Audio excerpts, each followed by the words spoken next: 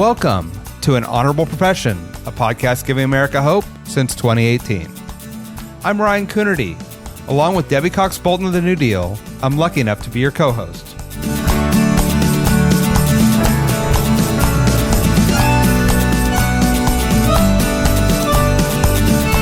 An Honorable Profession is a New Deal Leaders podcast. The New Deal is an organization that supports the next generation of American leaders.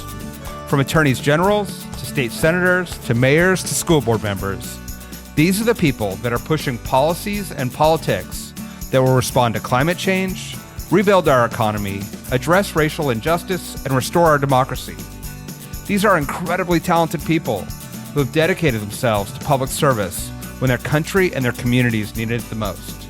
Check out newdealleaders.org to see what I'm talking about.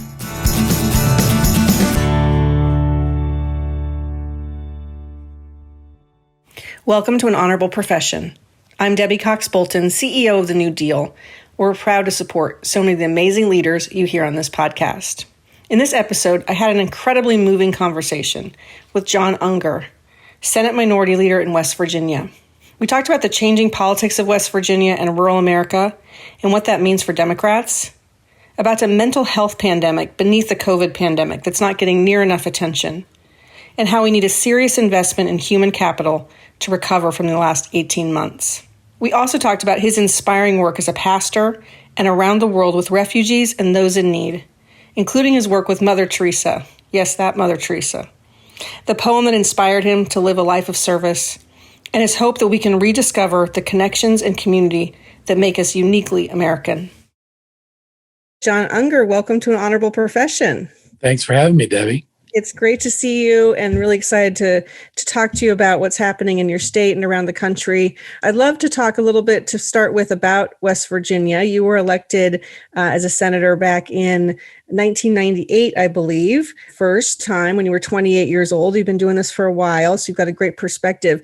And one of the things I wanted to talk about is when people think about West Virginia, I know they think about this ruby red state, but that's kind of a recent development for our listeners that may not really realize that. You know, back in when you were elected in the 90s, you know, this was a state that voted for Bill Clinton twice. At one point, I think in 92, you had a 32-2 majority in the Senate. Democrats did, and a trifecta for several years in the 90s with the state government. And, you know, fast forward, looking, you know, like it starts about 2014, there's really just a flip here, right? And Republicans now held a trifecta since 2018, and your state handed Donald Trump the second biggest margin of victory behind Wyoming, both in 2016 and 2020. So I guess I just want to start with, tell us a little bit about that shift in West Virginia and, you know, the kind of the current politics there.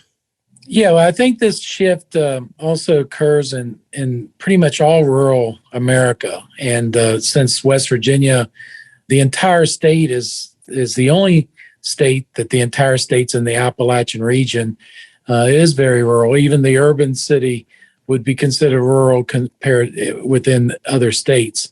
So I think that the shift occurred in the sense that there was a sense of disconnection from the national Democrats to the concerns or issues of rural America. I'm not saying that that was actually true, but, you know, perception's reality in politics, as you know, and there was a real big perception. And so it occurred, you know, of course, Bill Clinton coming from Arkansas that had a lot of similarities to West Virginia, of course, did very well. But after that, then you had other candidates that were more urban. And then, of course, you had President Obama that came from Chicago and focused a lot, you know, his perspective and his experience came from a more urban aspect. And I think over time, the various policies that were being introduced or put through did not resonate with rural America. So if you look at the map throughout the country, you know, the red and the blue, you can see that. And since West Virginia, all the counties pretty much is considered rural, it would go red. And that's where we are. So in order for Democrats to really start regaining as far as support, again, would be to really start talking about the concerns and issues that do impact the families in rural America. The Democratic Party used to do that, under Roosevelt with the New Deal, the labor movements, working families and things like that. But for whatever reason, there's a perception that the Democratic Party has moved away from that and has focused more on urban or suburban areas versus the rural aspects. Yeah. And, you've been, as I mentioned, in the legislature and the Senate for quite a while, and you've held on to your seat for what now, this is your fifth term, I think. And people might not know that in West Virginia, each Senate district is represented by 2 senators that are elected staggered terms, and your seatmate, if you will, is a Republican. So back to kind of what you were talking about, what do you attribute your success in West Virginia as a Democrat? Is it talking about those kinds of issues that you mentioned, or why do you think that you've been able to be successful where national Democrats haven't been? Well, as Tip O'Neill would say, all politics is local. And I think that definitely it's to really try to address the concerns and issues that are what people talk about around their kitchen table. And that's what I really tried to do, is to address that. The national politics, I think, is becoming stronger and stronger as far as the influence that people have. So even though, even Senator Joe Manchin always talks about that, he's a West Virginia Democrat, distinguishing from other types of Democrats, but it really comes down to the local level and how do you proceed as far as policy that impacts their lives. And I'll give you a case in point. So one of the aspects when I was majority leader and I was with the National Conference of State Legislature, they came to me and they said, hey, the West Wing staff wants to meet with some Democratic leaders. This is when President Obama was in office. And would you be interested? You get a tour of the West Wing and they get to talk to you. And I said, sure. I'd never been to the West Wing. So I went over. And sure enough, they put us in the Roosevelt room and they had me. And then I noticed that the Kentucky Senate president and speaker were there, Wyoming, really the coal producing states. And I'm thinking, And so then the West Wing folks came out and said, hey, we want to talk to you about climate change and global warming. And at that point, the Kentucky contingency got real worked up. Coal is king, and there was a lot of discussion and debate and back and forth. And I thought, well, maybe I need to just slip out of here because this is going to be a no-win situation between this debate. But then they said, well, let's hear from the guy from West Virginia, where coal is prevalent. And I said that. One thing I mentioned, I said, well, it reminds me of a story of a community organizer in Chicago that when City Hall and the developers wanted to redevelop an area that was blighted, the organizer knew that if he tried to fight City Hall, he would lose because the forces, the market forces, the economic forces, and all like that was not going in the direction of that particular community. So instead, he said, you know what, instead of displacing these people, what if you would help them find affordable homes and give them job training and help the people versus just saying we're just going to come in here and redevelop and then push these folks out. And I said, it said that's exactly what's happening here in these coal producing states, with these policies of global warming and you're just coming in and pushing people their livelihoods. And of course they're going to hate you because that's all they have to raise their families. And I said, by the way, you know who that organizer was in Chicago? Barack Obama. And I said, why aren't you doing that for these states? We did it for the tobacco farmers. We helped them redevelop and so out of those discussions and working with the administration over several months, that's when the Power Plus came out of the administration for the Appalachian Regional Commission, was to really look at how do we transition states and make them more diverse and economically diverse. And so out of that, that's what it means. But again, the vast majority of those in the West Wing staff was from Chicago and did not understand what the impact would be in the sense of those policies onto the people's lives, at least how it would translate in those communities.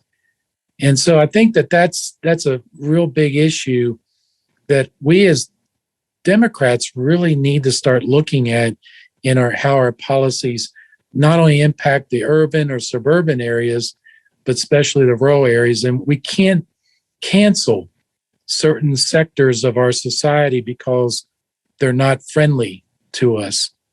And the reason they're not friendly to us is because they felt like they've been canceled or dismissed earlier on. Yeah. And then that creates hostility.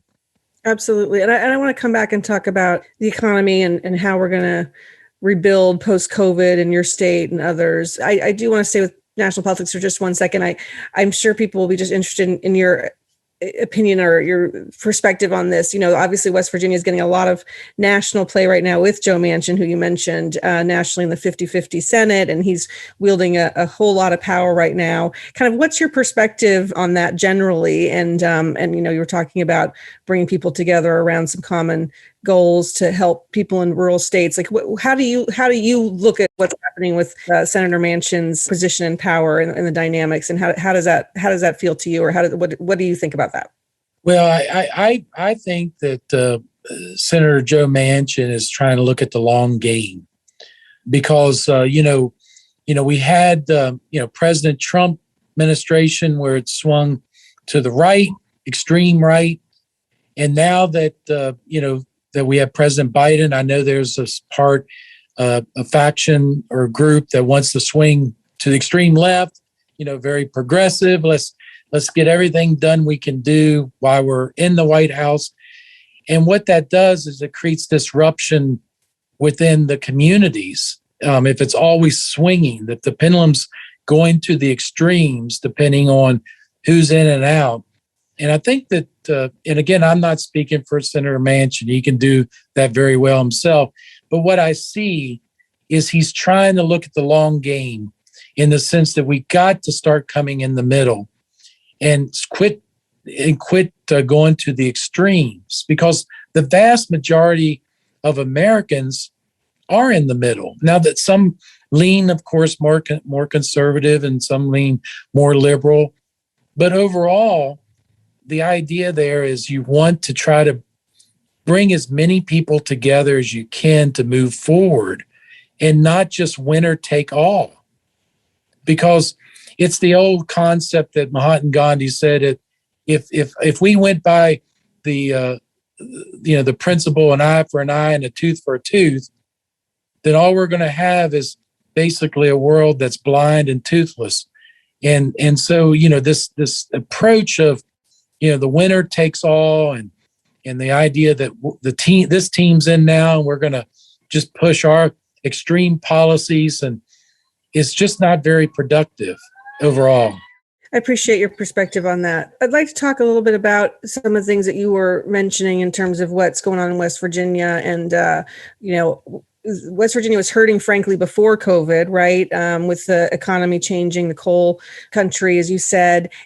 And now COVID has hit, and all kinds of disparities and inequities in terms of access to things like broadband and healthcare and other things have really, a spotlight was shown on those. And I think that was true in rural areas across the country. So as you're thinking about building back better, to use the president's term, post-COVID, how we come out of this pandemic and this recession, what are some of the things that you're focused on? I know that there's been a lot of discussion about broadband and infrastructure, and absolutely that's needed.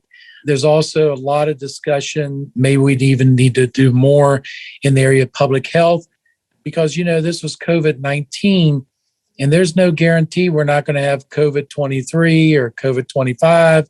There's still that danger out there now that we have to prepare for, and we need to build up the public health infrastructure. But the one thing that hasn't been talked about enough, that actually we have a pandemic under the pandemic, and that is the mental health and the addiction aspect. Although it was bad going into COVID, but it's even worse now as we're emerging. I'm seeing a tick up of at least 30% of more overdoses, of people that are struggling with even depression, anxiety, PTSD. Now, keep in mind, I just want you understand this, that you look at 9/11, the event of September 11th, and how that impacted the world. And I can remember at many of our functions, when we came together as New Deal leaders, we talked a lot about that and security. And that was a one-day event that impacted 3 geographical locations and killed hundreds of people. Now, you look at this event, going over a year plus, and we're still in it. Every geographical location on the planet has been impacted. Every human being has been impacted by this, some worse than others. And more people died per day at one time with this COVID-19 than died on 9/11 every single day. Mm. We are going to be in a new world. We're not going to be able to go back. We're only going to be able to go forward. And what's that world going to look like? And what we really need to be looking at is, yes, the infrastructure, the public health, and all these things, but what about the worker? And what about the PTSD, the trauma that a lot of people have experienced during this course of the year as they've struggled? Those are the types of things that I don't think we're talking enough about, that as these children that have been at home trying to do remote learning and not having the socialization, the connection, because see, the opposite of addiction is not sobriety. The opposite of addiction is connection. Mm. And one of the things the Surgeon General said, even when he was Surgeon General under President Obama, now he's under President Biden, is he said that the number one public health issue was loneliness and isolation. Well, you think about over a year now when we've drilled into people for social distancing, stay away, and people couldn't hug or come together and talk. And what did that do with isolation and loneliness? And then what does that manifest in? Of depression and anxiety and all these other things that lead to addiction. So if we're going to look at economic recovery, you can hear this, that people are saying we have jobs, but there's no workers. Mm. Well, where are the workers? The workers were there prior, but there's something going on with our labor force that we need to start looking at and investing into our workforce. Because if we don't address that, it's just like anything. It just later on, it will manifest later on into different behaviors and to different situations that we'll find ourselves in. But it's already coming about now that the numbers are starting to come out of CDC of what this pandemic has done in this area. And so I think that I haven't heard us talking too much about that at the national level, but I predict that's going to be probably the biggest public health and also even workforce or economic development focus that's going to be out there very, very soon. Yeah, no, I think you're right that we're not talking enough about this. And I kind of feel like we're all still processing. And like you said, certainly this has affected, people differently across regions and income levels and everything else. But I feel like it's almost, I've got goosebumps thinking about it. I don't think we've really come to terms with what we all just went through collectively, or to your point, are still going through collectively.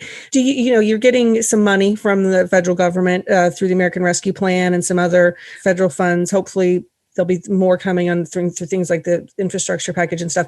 Are you seeing in your state that there's a recognition of what you're talking about? And do you feel like there's going to be some funds available to address some of this? Well, the funds can be used for that, but no, I don't see the recognition in West Virginia, and I don't see it too much going on even nationally, a conversation about the workforce or the wellness of our workforce. And I know there's a lot of discussion about getting our students, back to school, and that's important, but there's not a lot of discussion once they get back, what will they need? It's almost as if they think that they're just going to be able to start from where they left. I mean, like, okay, we know about a year and a half ago we shut down schools, but we're just going to start the day after that, and people have moved on. People are different than what they were a year plus months ago, and I don't think we're even talking enough about that. Of okay, we're going to start. We're starting school, in-person school, back up, and yes, we're getting them back in the classroom, but these students are going to be very different, and there's going to be a lot of fear of what they've lived through, and maybe a lot of trauma within their homes. I mean, you're talking about situations as far as poverty is concerned, that sometimes schools were the only way they were able to be fed. And also, I talked with some of the judges, and they're talking about how abuse and neglect cases are starting to climb. And I said, what's going on? And they said, well, it's starting to become uncovered because a lot of these are they normally have been reported when the children would go to school, but because they weren't physically in school, there's no way of catching them. So these types of things have occurred without having any checks or balances or anything for over a year. Yeah, absolutely. And what do we do as far as in that area? So no, I don't see anything enough being invested in mental health, behavioral health, in the area of addiction, and these things that are going to be. And if anything, let's talk about workforce participation and economic development, because part of it is our labor force that's critical to any type of recovery. And we have to make sure our labor force has a sense of wellness. And right now we don't. Yeah, absolutely. And there's an urgency about it. As you can see, there's a real urgency as we go back, because if not, we're going to have a lot of problems, even in the workplaces, dealing with things that manifested that comes out of the pandemic, but doesn't reveal itself till later on when people are returning, and we won't have the tools or the capability to address it. And then there's going to be other problems that'll be like a dominoes effect.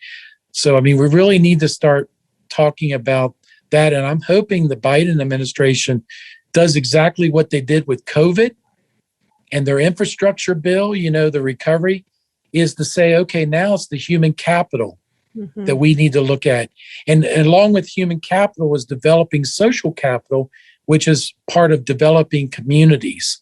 Robert Putnam wrote a book about 30 years ago called Bowling Alone, where he talked about Alexis Tocqueville of, in the Democracy in America, said that what made America strong was the idea of associations, of people coming together as communities, helping each other. And he said back then, there's a trend going on that people are no longer civically coming together like they used to in America. And that's why I use bowling alone, because there used to be bowling leagues, and now people are doing it alone. And if you add social media to it, and you look at that documentary in Netflix called Social Dilemma, where it's even isolated us even more and separated us and divided us, and then you add the pandemic on top of it, doing social distancing, all of a sudden this breakdown of what is called social capital comes about, and communities start breaking down. And then he wrote a book about 6 years ago called Our Kids, where he said, Professor Putnam said, growing up in Ohio, when people used to say, let's do something for our kids, they meant the kids in the community, like develop a park. Or he said, but today when someone says we're going to do something for our kids, they mean their children alone. So then now you can see it in policies such as charter schools, and you'll see in the educational savings accounts and all those types of things coming out, where parents, rightly so, wants to make sure their children have the best education, and they have every right to that. But what's missing is they're concerned about the other children's education, because their child's eventually going to have to deal with the other children out there, but they don't think beyond it's what's good for my kid and don't look at community. And we have a huge breakdown right now occurring in West Virginia. I can see it. And that's where it creates more isolation, loneliness, and separation and division. That you want to talk about why there's so much division in America is we're bowling alone, or we're gaming alone, or we're just watching TV alone. Whatever it is, we're in our own silos, and therefore there's very, very little human connection, and that takes out the humanity aspect. And so something I'm really hoping that the Biden administration, President Biden, says, we need the same type of effort that we had with addressing this pandemic called COVID-19, that now we have this pandemic that's raging underneath, that's creating all these other problems it's manifesting in health issues, both physical and mental, in our community, that we need to bring in wellness to our workforce so that we can become strong again and go back to what Alexis Tocqueville observed in our country at one time about how we came together and helped each other and made our country strong. Yeah, absolutely. That is so powerful, John. And I mean, I feel like the whole idea that we have lost these connections and these institutions, and that is what makes America America, right? And so I really, and mental health piece is so important. So, and you have such a unique perspective on all of this, not just because you're a legislator, and this is what I'd love to, as a great segue, talk about. You have an incredibly fascinating and inspiring, frankly, life that you have built, again, even outside the legislature. You're a pastor, which we'll come back to and talk about. So you're seeing this really from a unique perspective. And you've also spent a lot of time overseas looking at helping people. And I'm going to try to rattle off a few things that you've done, because there's so much. But you were a missionary in Hong Kong. You volunteered with Mother Teresa in Calcutta during the monsoons and riots of 1990. You worked with the U.S. Refugee Program, the United Nations Operation Provide Comfort, and the U.S. Agency for International Disaster in their response team. And so I actually wish we had a whole nother hour just to talk about all of this, but I do want to spend some time on it. So tell me how you got involved in some of this international aid work and maybe how that impacts some of what you just said and your work as a legislator. Well, one of the things, I came from a very disruptive home life with poverty and of course, very abusive, had also alcohol. And so I was searching as I went off to college, first generation college, and I was searching for purpose. I mean, what is it that I'm meant to do, or what am I supposed to do? And I remember coming out of my dorm room one day, and there on the wall was a poem by Ralph Waldo Emerson that was entitled, "What is True Success?" Of course, at that time, I wanted to know what true success was. And the last statement of that poem was, true success is knowing that someone else had breathed easier because you had lived. And so in a lot of ways, I guess I was driven by wanting to help people not be in a situation that I found myself in earlier. I mean, use that as not as a crutch, as my grandmother would say. I could either use my past as a crutch or as a learning experience. And I always think of it as this. And I do recovery coaching training and things like that. And I always tell the class that it's like a pearl, or it's like a oyster, that in the oyster, whenever there's some type of trauma, some type of pebble, some type of rock or an irritant, it can't spit it out. It's always there. The trauma is always going to be there. So it either will kill the oyster, it ultimately consumes it because it just is not able to deal with it, or it puts a secretion around that trauma and it turns into a pearl, something of value to others. And so I always think that, our experiences, we can do that.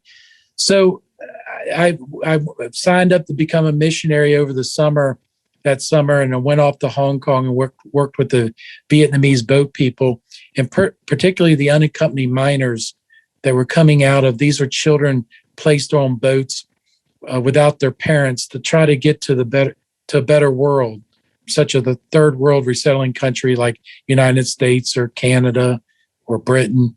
And so I worked in the camps there. And while I was working there, I came across the Missionaries of Charity. And that's when I was invited to come and do some work in Calcutta, India, because Mother Teresa at that time, she was interested in setting up a home in Appalachia. And since West Virginia is in Appalachia, she thought it would be a good thing to have someone come over and look at her programs and see what could be set up over here. And so while working there, I learned a lot of things. But the one thing that I learned was she had put me in charge of an area that was flooded out called Pekana, which is a slum area outside of Calcutta. And there's riots breaking out between the Hindus and the Muslims, and disruption was occurring. And so I was very young, and 21 years old. And she put me in charge of a 6-block area to do relief work and feeding and shelter and so forth. But I was overwhelmed. And so one day, sitting and reporting back to Mother Teresa, I said, "Mother, there's disease and dying everywhere. People are being uprooted and killed. And I don't feel like I'm making a difference." And she patiently listened to me, and she said something that I've tried to live by. She said, "John, God doesn't call us to do great things. God calls us to do small things with great love." And if you look at that, that's exactly what her life was, doing the small things with great love. And so I guess that's been kind of my drive. And eventually I did go into ministry, as you mentioned. I'm a Lutheran pastor of a church in Harpers Ferry. I'm also a United Methodist minister in a church in Harpers Ferry, and an Episcopal priest in a church in Harpers Ferry. So I cover those 3 denominations, and looking at it from an ecumenical aspect, I guess in some ways, being a New Deal leader, I mean, that's what we try to do, is we try to be problem solvers where we're not partisan, really. I mean, we do carry the Democratic label, but that doesn't stop us from reaching across the aisle and talking with all kinds of folks and trying to come to solution or to solutions to these problems. And I guess that's what I've always applied. And that's why I've always been so drawn to the New Deal movement, is because we don't let partisanship get in the way of practical policy and problem solving. Yeah, well, thank you for that. I want to ask you one question, which I should have asked before we got into some of the overseas work you did. And you mentioned, I'm glad you did, that you were a first generation college goer in your family, that you actually went on to, you've got a really long education resume as well. You went on to be a Rhodes Scholar. You got your JD from Georgetown Law. A lot of people in your situation might not have had the same path, that maybe wouldn't have been able to do what you've done. Are there things from your childhood or growing up that you attribute to putting you on the path that you eventually were able to succeed? Well, I want to clarify something. I didn't get my JD from Georgetown. I did study law there, but I received the call to go into ministry. So I moved from human law into God's law into theology. So I did get my divinity, master's of divinity from Wesley Theological Seminary in DC. So, but I did study law at Georgetown, but didn't get the JD. I don't know. It just seems in some ways, I hate to say this, but I look at my life sometimes and laugh like a Forrest Gump. Things that I thought that I was going to do never really panned out. But for some reason, doors were closed and windows were open and opportunities came about. And I guess I just tried to, follow the path where I would make the biggest impact. People I know, they aspire to actually be something, that I want to be president of the United States, or I want to be U.S. Senator. For me, I aspire to do something. So I look at positions more like tools that will this position allow me to make a bigger impact and being able to accomplish what is called to be accomplished, then I would go for that. So it's a little bit different how I navigated. I didn't set my sights to be anything. What I did was to set my sights to be able to do as much as I can with what I got, with the time that I have. And, Debbie, I look at my life, and both my parents died at the age of 65. Mm. And you think about this, and I was a hospice chaplain for a number of years, and you would think that would be depressing of people who are, preparing to die.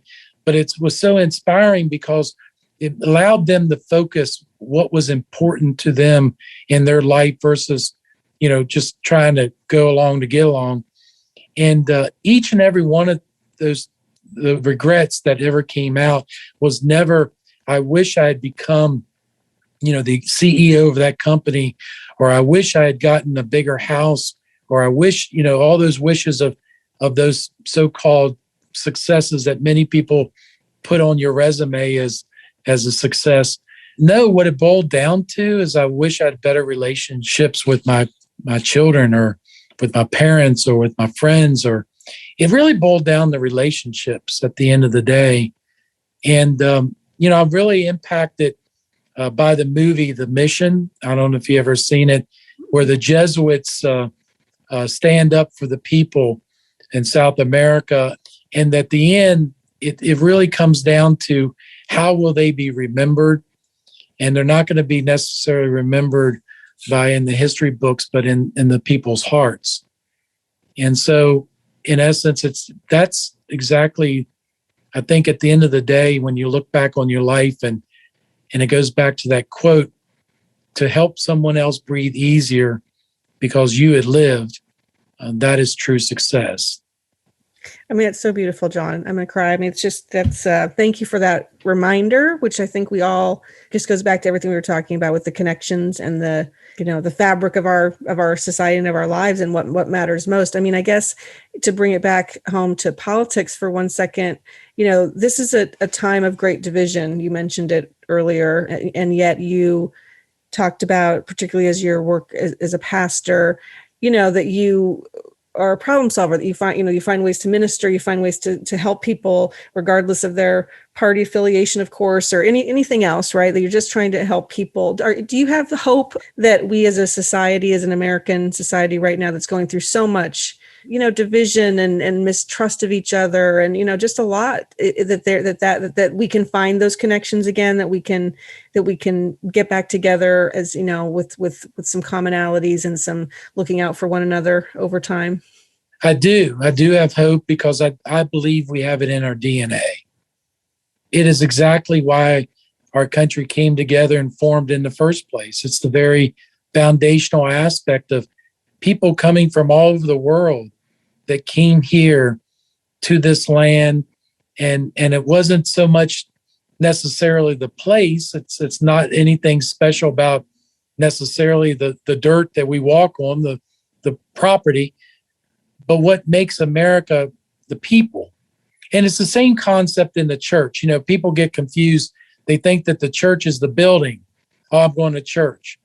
But actually, theologically, it's never the building, it's the people. The people are the church. And the same thing in America. America is not the borders. It's not necessarily the flag. It's the people that makes up America. Now, the flag, of course, is representative of the people. The borders are where we live and we have security, but ultimately it's within us. And so what Alexis de Tocqueville saw in his writings of democracy in America, as America was coming together, and said, what separates this country from all others in history, and from that time, basically is the fact that the people came together of all types. And I believe it's in our DNA. And as we can get back to the very foundational aspects of who we are as a people, I think we'll rediscover it again and see the strength in that unity. And yes, we're going to disagree. So did all the others before us disagreed, but they found out that they put something higher than themselves individually, and that's that vision. That's the concept. It's really the principle of unity of the United States, of that united aspect of, as we strive to become a more perfect union, that's in the very foundation of our documents, that concept of unity. And if you look at community, you break it down, it's common unity makes up community. And so with that, that's really what, as far as I'm hoping someday we will start focusing more on that aspect of, instead of our individual rights, which is very important, that we also talk about, what's good for us as a community, as a United States, as a country. And it doesn't have to be exclusive. It doesn't have to be an or. It doesn't have to be an individual right or a community. It can be an and, just like it's been proven many, many times in the past. Yeah, I love that. And I hope maybe that this coming out of COVID, as you said, we're not going back to what we were. Maybe this provides an opportunity. We can hope springs eternal. That we can. Well, Debbie, and I think that's a good point. Look at the world, how divided the world was. And at one moment, the world came together with getting vaccines to address a problem that no one country, no one person, no one individual could do alone. But it took the entire world to come together to address this pandemic. And the idea there is, if we can learn anything from this, is that if we do come together and unify our efforts, we can solve any problem. We can solve any problem. There's an old Chinese proverb. I like this. It says that the world has everything we need to create utopia or heaven.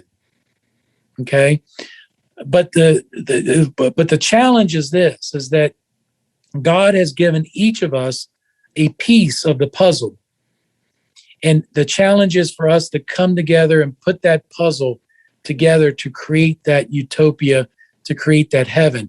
And you don't have any luxury of missing pieces, because if you ever put a jigsaw puzzle together, and if there's missing pieces, it just takes away the whole aspect of the overall beauty of the picture, right? Mm-hmm. So every human being has a piece of that puzzle, and our challenge is to bring everybody to the table to put that piece in order to create that heaven.